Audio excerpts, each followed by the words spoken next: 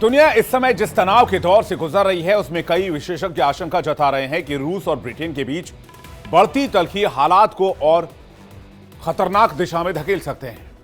और अगर कभी रूस का सीधे नेटो देशों से आमना सामना हुआ तो उसके नतीजे बेहद गंभीर हो सकते हैं। ऐसे संघर्ष का मतलब होगा आधुनिक हथियारों की होड़, साइबर अटैक की भरमार और वैश्विक सुरक्षा पर भारी खतरा। दुनिया की नजर अब हर उस कदम पर है जो इन दो ताकतों के रिश्तों को या तो सुलझा सकते हैं या इन्हें और ज्यादा उलझा दें।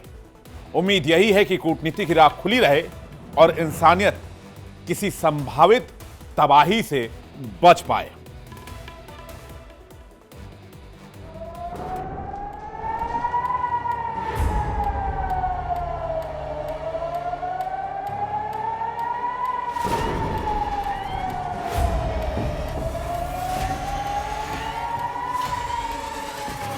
हर तरफ पानी ही पानी और बीच में आग का गुबार। काला सागर की शांत लहरों पर एक और धमाका, एक और लपटें, एक और रूसी टैंकर जलकर खाक।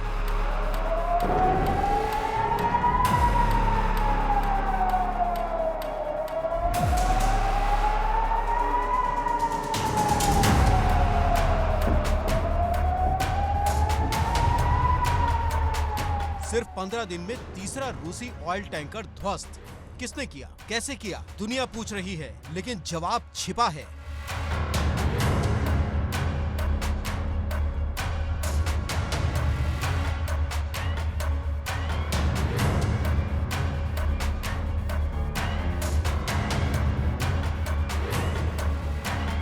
पहले समझा गया कि हमला यूक्रेन कर रहा है, यूक्रेन जो शुरू से ही रूसी शैडो फ्लीट पर निशाना साधता आया है। लेकिन अब कहानी में आया है यूरोप का नाम। जर्मनी की एक खुफिया रिपोर्ट ने यूरोप को हिलाकर रख दिया है, रूस को स्तब्ध कर दिया है और दुनिया के सामने नया खतरा खड़ा कर दिया है।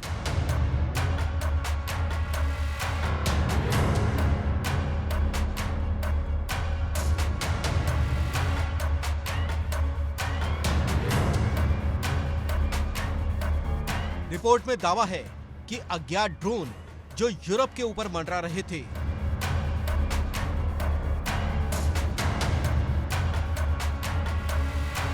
उन्हें भेजा यूरोप की ही शैडो फ्लीट ने। यानी यूरोप की शैडो फ्लीट बनी है ड्रोन लॉन्च पैड।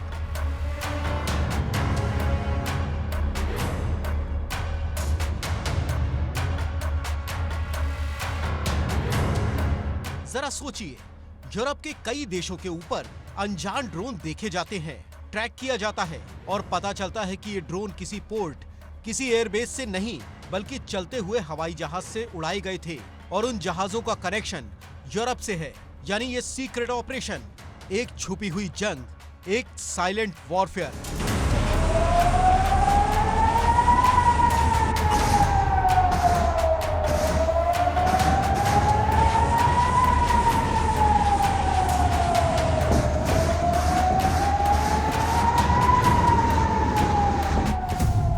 जर्मनी की रिपोर्ट यही नहीं रुकती, वो दावा करती है कि सीरिया के करीब तारतूस में एक रूसी बेस के पास 7 ड्रोन दिखे, वो भी 7 एक साथ। तस्वीरें बताती हैं ड्रोन उड़े, रूसी एयरबेस के इतने करीब पहुंचे कि रूस ने भी अलर्ट जारी कर दिया और फिर सब के सब ड्रोन अचानक गायब और कुछ देर बाद सेंट पीटर्सबर्ग लौटकर ट्रैक से वेनिश पहुंच गए। कौन चला रहा है ये ड्रोन, किसका मिशन है और क्यों रूस के बेस को घेरा जा रहा है? काला सागर अब दुनिया के सबसे हाई सर्विलांस जोन में बदल चुका है।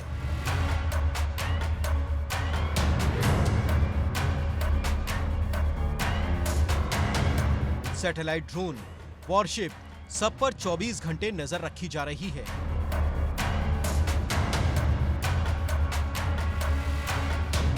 रूस को लग रहा है कि हम चारों तरफ से जाल बुन रहे हैं। यूरोपीय देशों की सैन्य हलचल, नेटो का मूवमेंट और यूक्रेन का ड्रोन वॉर, सब मिलकर रूस को चारों तरफ से घेरने की कोशिश में हैं।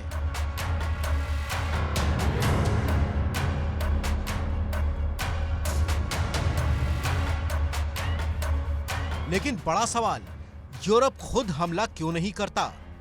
सीधा वार क्यों नहीं करता?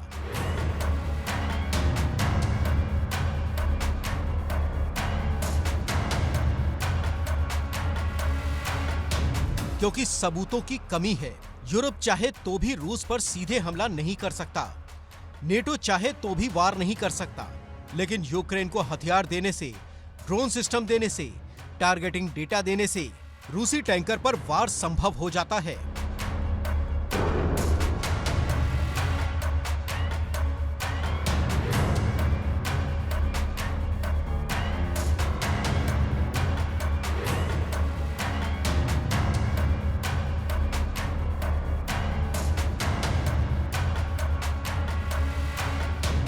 यूरोप के लिए यह है active support without direct war, यानी जंग है लेकिन आधिकारिक नहीं, टकराव है लेकिन नाम के बिना।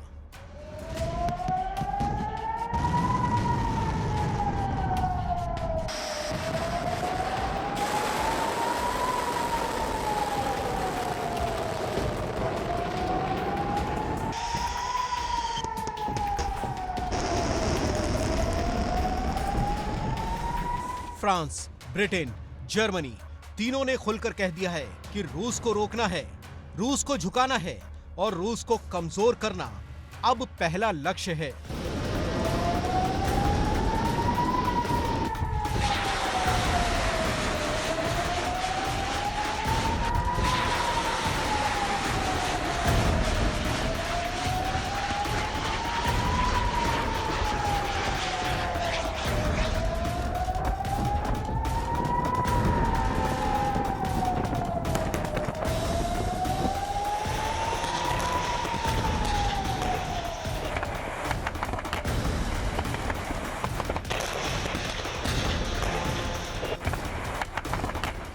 ये तीनों देश यूक्रेन को लंबी रेंज के drone, missile guidance system, electronic warfare technology सब दे रहे हैं, क्योंकि यूरोप के लिए सबसे बड़ा खतरा है रूस की बढ़ती सैन्य ताकत और उसकी ऊर्जा सप्लाई पर निर्भरता।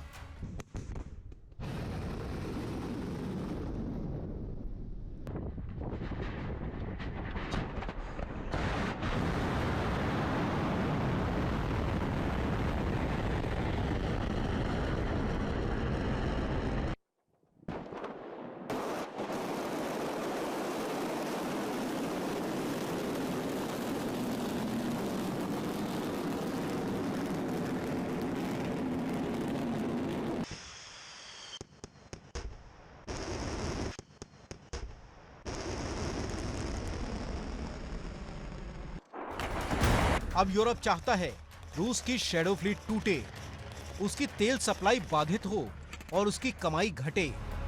और यही वजह है कि रूस के टैंकर एक एक कर काला सागर में ध्वस्त हो रहे हैं।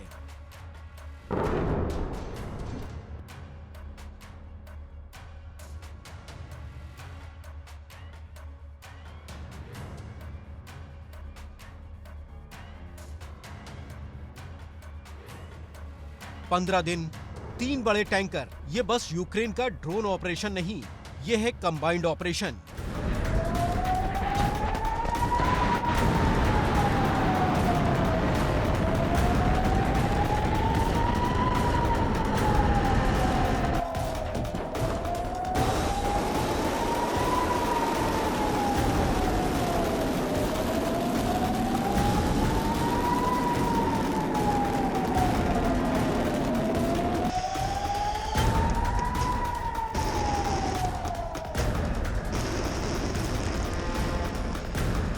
यूरोप, यूक्रेन का गठजोड़।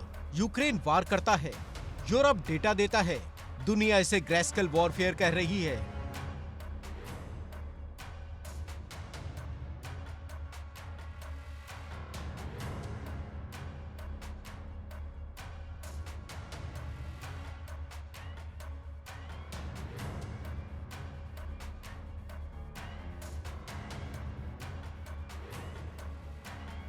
न पूरी जंग, न पूरी शांति, अब असली खुलासा।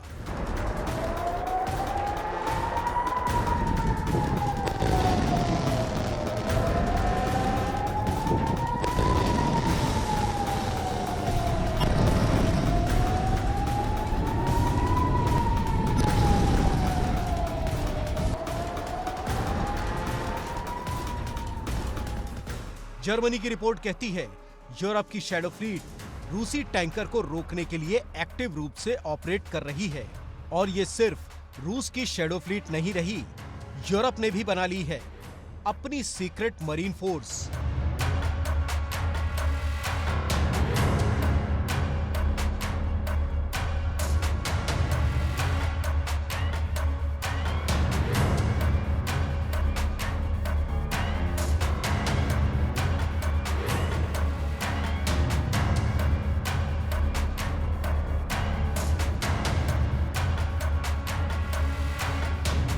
जहां जहाजों से ड्रोन उड़ते हैं और ये ड्रोन कभी रूस की जासूसी करते हैं, कभी रूसी बेस के ऊपर मंडराते हैं और कभी सीधे टैंकरों को निशाना बना लेते हैं।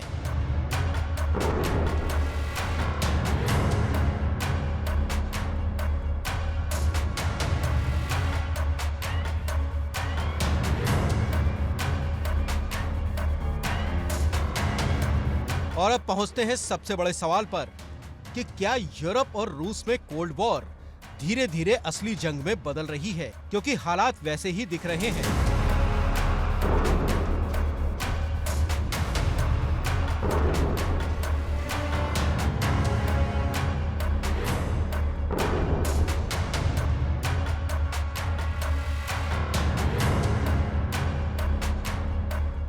जासूसी बढ़ चुकी है, ड्रोन वॉरफेयर तेज हो चुका है, ऊर्जा सप्लाई पर सीधा खेल चल रहा है, रूस को आर्थिक रूप से घेरा जा रहा है।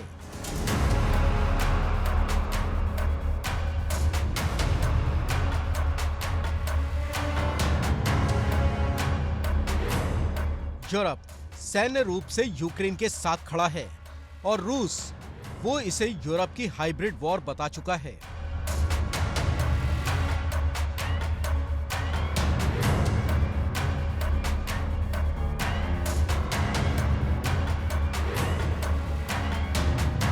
यूरोप क्या कर रहा है? यूरोप की रणनीति क्या है?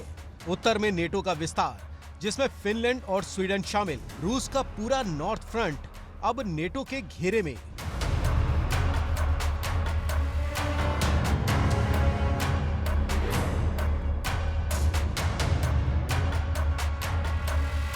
पूर्व में बाल्टिक देशों में सैन्य तैनाती बढ़ी। एस्टोनिया, लातविया, लिथुआनिया सब हाई अलर्ट पर।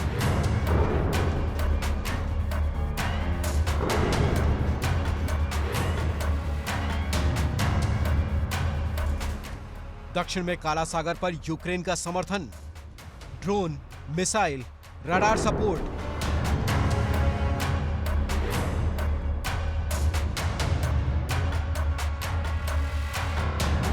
पश्चिम में आर्थिक पाबंदियां, एनर्जी ब्लॉकेज, रूस को आर्थिक नुकसान पहुंचाने की रणनीति।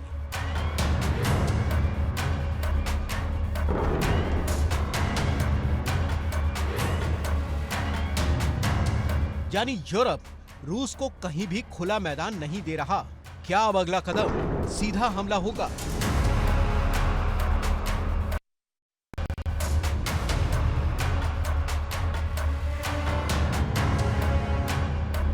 क्या यूरोप यूक्रेन की तरह खुद भी रूस के टैंकरों पर वार करेगा या रूस पहले हमला कर देगा? क्योंकि रूस की तरफ से चेतावनी आ चुकी है कि उसकी ऊर्जा सप्लाई से खिलवाड़ युद्ध की रेखा को पार करना है।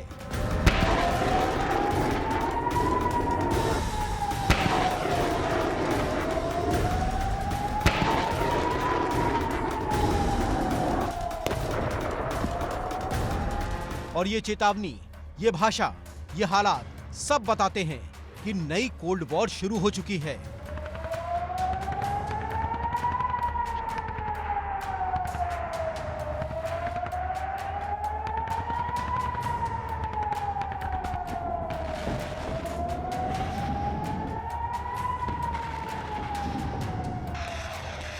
नाम भले ना हो, लेकिन ये जंग धीरे धीरे असली रूप ले रही है। काला सागर जल रहा है, ड्रोन उड़ रहे हैं, टैंकर डूब रहे हैं, यूरोप और रूस एक दूसरे की गर्दन पर सांस ले रहे हैं।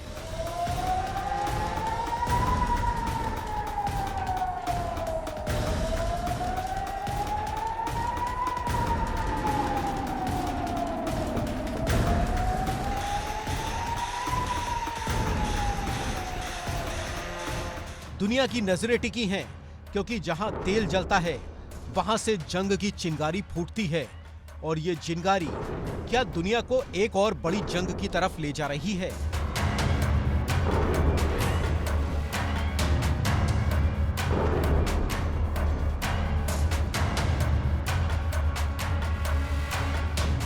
देखते हैं आगे क्या होता है, क्योंकि कहानी खत्म नहीं हुई, बल्कि असली कहानी अब शुरू हुई है। Bureau report, India daily.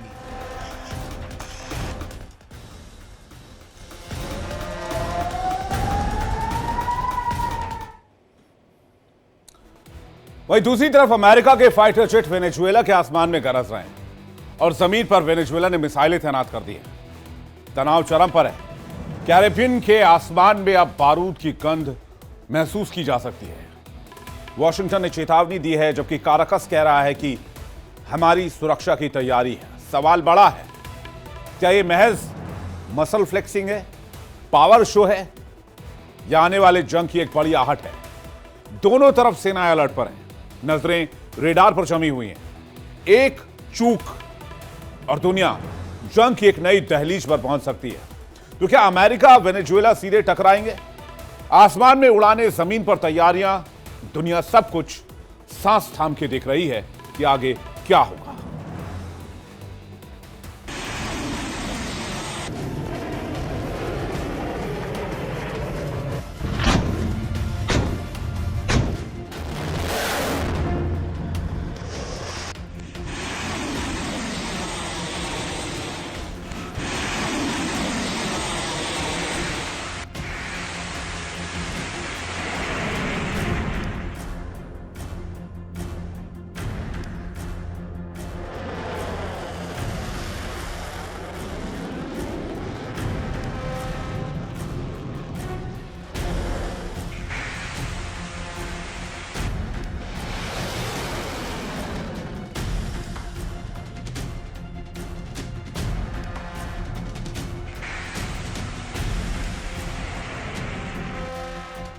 Caribbean में नीले पानी में तूफान उठ चुका है। एक तरफ अमेरिकी जंगी जहाजों की दहाड़, दूसरी तरफ वेनेजुएला की चेतावनियों की गरज। और अब सवाल नहीं, खतरा है। क्या अमेरिका और वेनेजुएला की जंग होकर रहेगी? हरकत शुरू हुई एक टैंकर से। अमेरिका ने वेनेजुएला का विशाल तेल टैंकर बीच समुद्र में घेर कर जब्त कर लिया। हेलीकॉप्टर ऊपर, कमांडो नीचे, और कुछ ही मिनट में ऑपरेशन पूरा। वॉशिंगटन ने कहा यह लॉ एनफोर्समेंट है, लेकिन कराकस ने आग उगल दी। वेनेजुएला के मुताबिक यह सीधी समुद्री डकैती है, तेल चोरी है।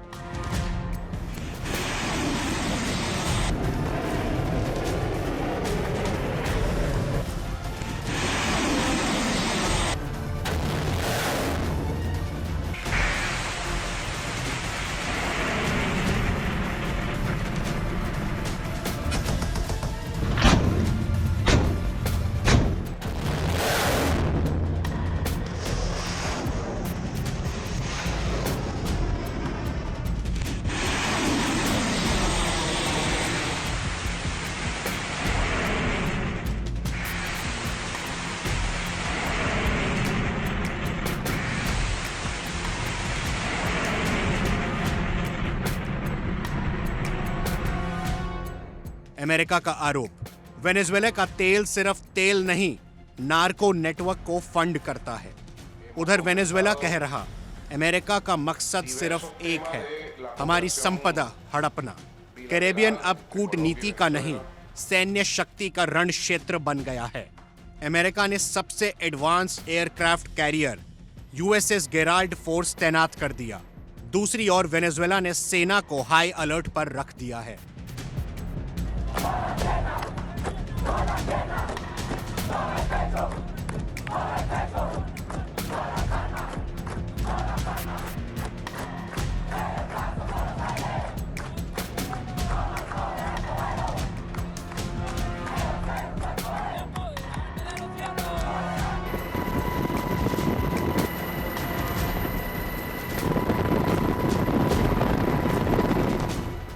दोनों तरफ तनाव, दोनों तरफ आरोप, दोनों तरफ हथियारों की चमक।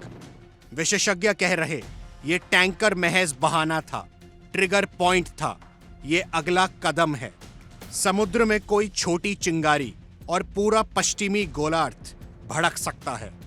तेल, ताकत और टकराव, ये 3 शब्द इतिहास में हमेशा युद्ध की शुरुआत लिखते हैं। और आज कैरेबियन फिर उसी मोड़ पर खड़ा है। जंग होकर रहेगी या कूटनीति अंतिम वक्त में ब्रेक लगाएगी। दुनिया सांस रोककर देख रही है, क्योंकि अब फैसला हथियार करेंगे या समझदारी।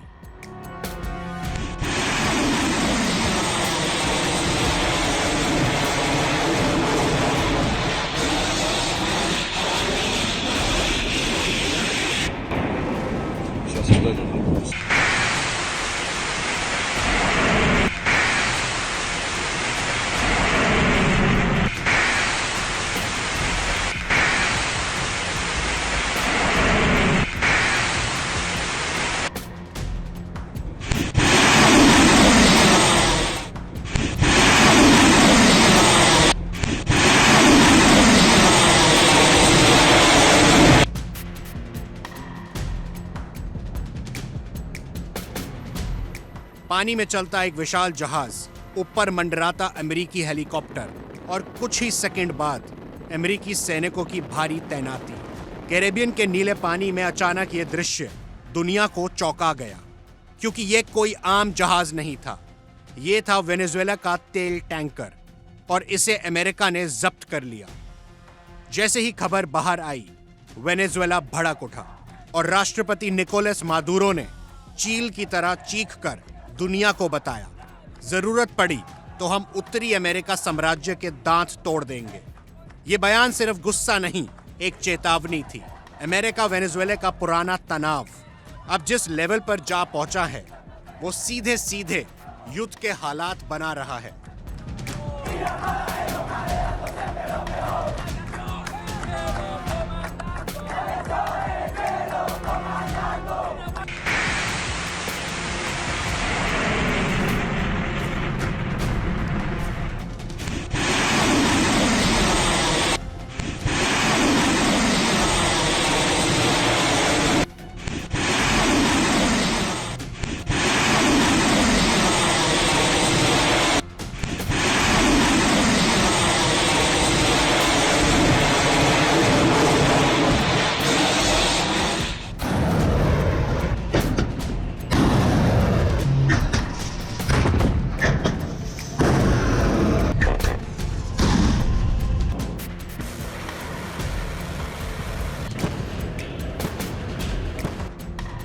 वॉशिंगटन में व्हाइट हाउस के पोडियम पर खड़े ट्रंप ने कहा, हमने अभी अभी वेनेजुएला के तट पर एक बहुत बड़ा टैंकर जब्त किया है, अब तक का सबसे बड़ा।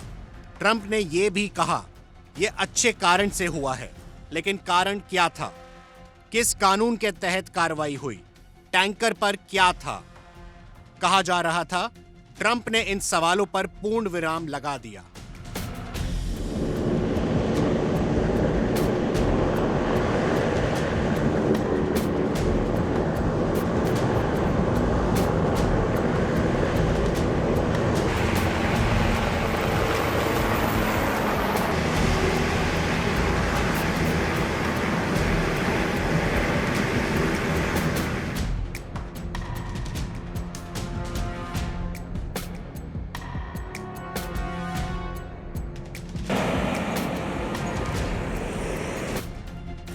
बाद में एक अमेरिकी अधिकारी गुमनामी की शर्त पर बताते हैं, जिस टैंकर को पकड़ा गया उसका नाम है स्किपर, और 2 दिसंबर को ये टैंकर वेनेजुएला से लगभग 20 लाख बैरल भारी कच्चे तेल के साथ निकला था। इस तेल का लगभग आधा हिस्सा क्यूबा की सरकारी तेल कंपनी का था। अमेरिका के लिए यह सीधी चुनौती थी। अमेरिका लंबे समय से मादुरो की सरकार पर आरोप लगाता रहा कि वेनेजुएला ड्रग कार्टेल्स को संरक्षण देता है। ट्रंप प्रशासन ने तो सीधे सीधे नार्को टेररिज्म तक का आरोप लगा दिया। यानी अमेरिका के मुताबिक वेनेजुएला का तेल सिर्फ तेल नहीं, एक अवैध नेटवर्क की फंडिंग टूल की तरह है। इसी आधार पर टैंकर जब्ती को अमेरिका ने लीगल लॉ इन्फोर्समेंट बताया।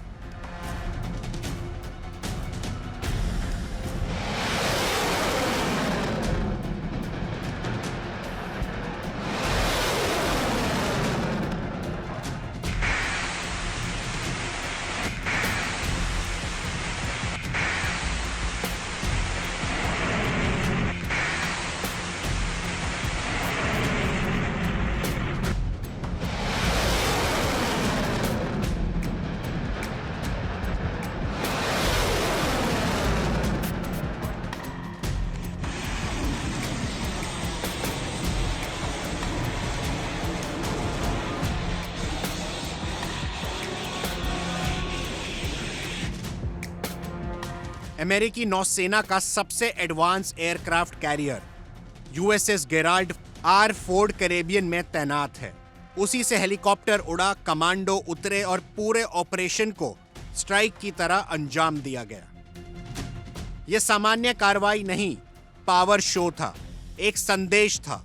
अमेरिका जहां चाहे कार्रवाई कर सकता है। ट्रंप प्रशासन का कदम बेहद अनयूजुअल है, क्योंकि किसी व्यापारिक जहाज पर अमेरिकी सैन्य बलों का उपयोग अंतर्राष्ट्रीय मामलों में अत्यंत रेयर है। साफ संकेत है कि ट्रंप सरकार मादुरो को कॉम्प्रोमाइज करने को तैयार नहीं।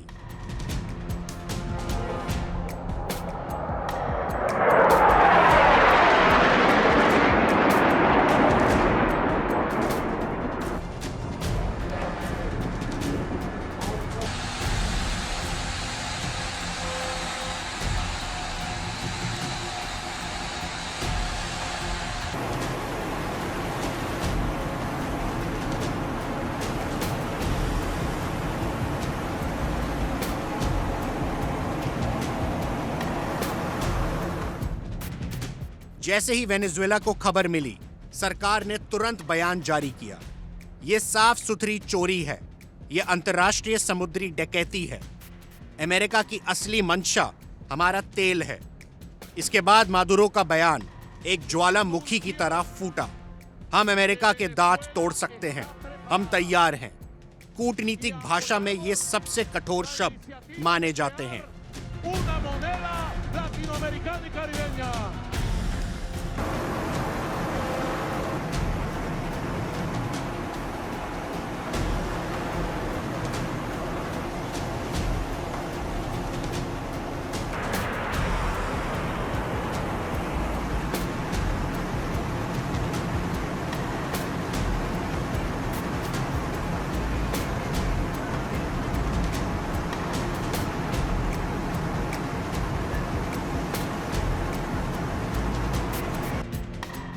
वेनेजुएला दुनिया के सबसे बड़े सिद्ध तेल भंडार वाले देशों में है।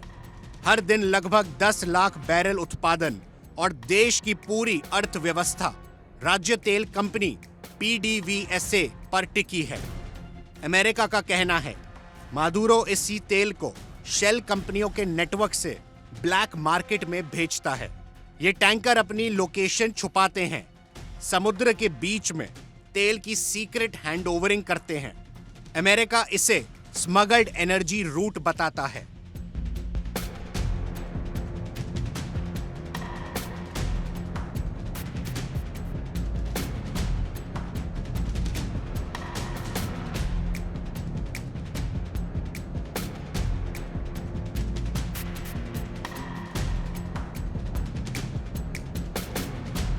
अमेरिका का कहना है मादुरो को इस नेटवर्क में 2 देशों का बड़ा समर्थन मिला है, रूस और ईरान। ये दोनों देश वेनेजुएला को अमेरिकी प्रतिबंधों से बचाने के लिए जटिल, छुपे हुए मिडिलमैन सिस्टम चलाते हैं। दुनिया की नज़र में ये एक कारोबार है जिसे अमेरिका खत्म करना चाहता है। इस पूरे तनाव के बीच अमेरिका के कैरेबियन व पूर्वी प्रशांत में अपनी सबसे बड़ी सैन्य मौजूदगी दर्ज की है। पिछले कई दशकों में इतनी बड़ी तैनाती कभी नहीं देखी गई। अमेरिकी नेवी ड्रग शिपमेंट्स पर घातक स्ट्राइक कर रही है।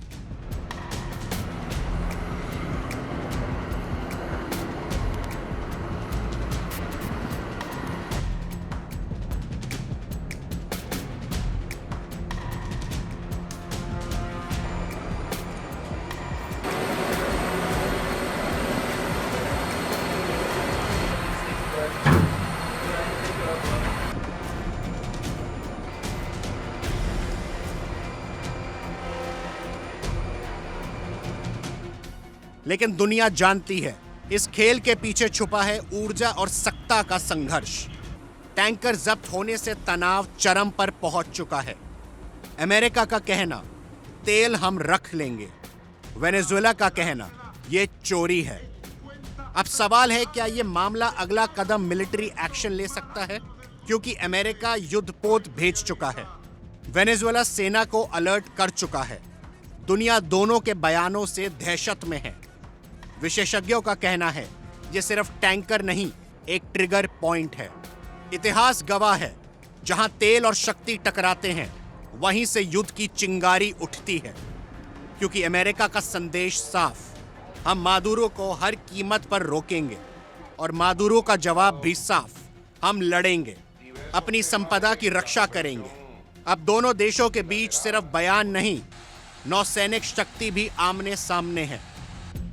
तेल, ताकत, टकराव, इस पूरी कहानी में हर फ्रेम में सस्पेंस है, हर बयान में बारूद है, और हर कार्रवाई में जंग की बू आती है। तो क्या अमेरिका और वेनेजुएला एक नई जंग के मुहाने पर खड़े हैं? क्या एक टैंकर की जब्ती पश्चिमी गोलार्ध में नया युद्ध भड़का देगी, या पीछे के दरवाजे से कूटनीति इस आग को ठंडा कर पाएगी? दुनिया की नजरें टिकी हैं, और आने वाला समय तय करेगा तेल का ये तूफान कहां जाकर थमेगा।